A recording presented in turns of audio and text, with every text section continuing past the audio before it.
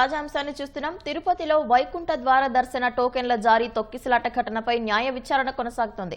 Collector Venkateshwar విచారణ committee ఎదుట హాజరయ్యారు. దీనికి సంబంధించిన వివరాలు మా ప్రతినిధి నారాయణప్పను అడిగి తెలుసుకుందాం. నారాయణప్ప, తిరుపతి తొక్కిసలాట ఘటన కేసుపై విచారణ వివరాలేంటి? పవిత్ర, వైకుంఠ ఏకాదశి సర్వదర్శన టోకెన్ల జారీలో జనవరి 8వ తారీఖున తిరుపతి బైరాగిపట్నంలోని రామానాయుడు పబ్లిక్ స్కూల్లో చోటు చేసుకున్న తొక్కిసలాట ఘటనపై న్యాయ విచారణ కొనసాగుతోంది.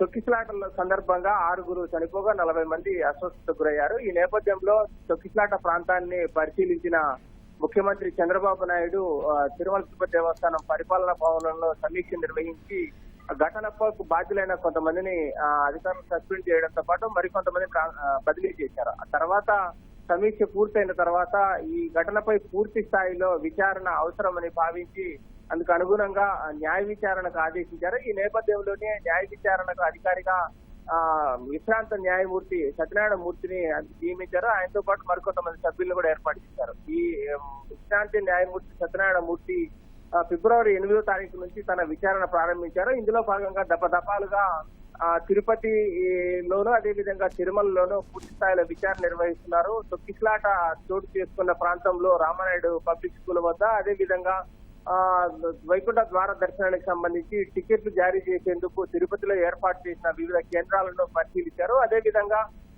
నిన్న శనివారం రోజు తిరుమలలో కూడా ఆయన ఫీలైందను అదేవిధంగా తిరుమలలో భక్తులకు టికెట్లు జారీ చేస్తే ఏర్పాటు చేయడానికి ఉన్న అవకాశాలు తదితర ప్రాంతాలన్నింటినీ ఆయన క్షుణ్ణంగా క్షేత్రస్థాయిలో పర్యటించి విచారణ నిర్వహించారు. ఇప్పటికే టీటీడీ ఈవో శ్యామలరావు అదేవిధంగా తిరుపతి కలెక్టర్ వెంకటేశ్వరు అదేవిధంగా తిరుపతి ఎస్పీ హర్షవర్ధన్ రాజు కూడా నేరుగా విచారణకు హాజరై వివరాలు ఇవ్వాలని చెప్పి నోటీసులు జారీ చేశారు. ఇందులో భాగంగానే ఈ రోజు తిరుపతి కలెక్టర్ వెంకటేశ్వర్ న్యాయమూర్తి విచారణ ఎదుట హాజరయ్యి తన వివరాలు అందించారు. ఆ సమయంలో అంటే రామానాయుడు పబ్లిక్ స్కూల్ వద్ద టోకెన్లు జారీ చేసే కేంద్రాలు ఏర్పాటు చేసే సమయంలో ఎలాంటి సౌకర్యాలు కల్పించారు, భక్తులు అంత సంఖ్యలో వస్తారన్న అంచనా వేశారా లేదా, వేసిన సమయంలో బందోబస్తు ఎలాంటి ఏర్పాటు చేశారు, టీటీడీ పాత్ర ఏంటి, టీటీడీ అధికారులు వ్యవహరించిన తీరేంటి, విధుల నిర్వహణలో టీటీడీ అధికారుల వైఫల్యం కావచ్చు లేకపోతే రెవెన్యూ అధికారుల వైఫల్యం కావచ్చు లేకపోతే పోలీసుల వైఫల్యం కావచ్చు, ఇలా